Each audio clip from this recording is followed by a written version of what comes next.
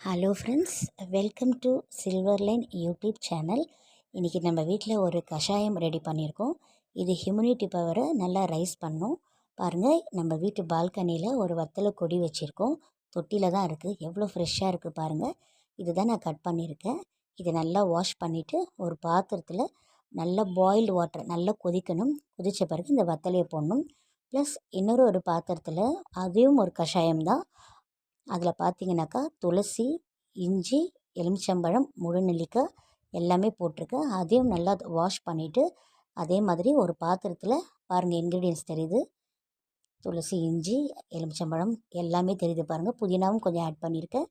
இது நல்லா water boil ஆன பிறகு இதெல்லாம் நம்ம அதில் போட்டுட்டு நல்லா கொதிக்க வைக்கணும். ஃபார் எக்ஸாம்பிள் 2 கிளாஸில் நம்ம தண்ணி ஊற்றி இதை கொதிக்க வச்சுட்டு 1 கிளாஸ் ஆகிற வரையும் நம்ம இதை நல்லா வெயிட் பண்ணணும். 2 கிராம்பும் அதில் ஆட் பண்ணியிருக்கேன். பிஞ்ச் ஆஃப் சால்ட்டும் போட்டிருக்கேன்.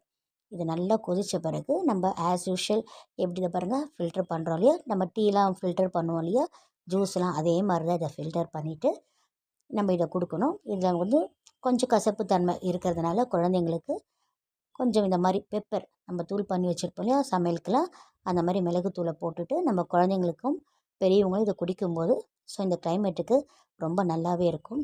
தேங்க்ஸ் ஃபார் வாட்சிங் மை டியர் ஃப்ரெண்ட்ஸ்.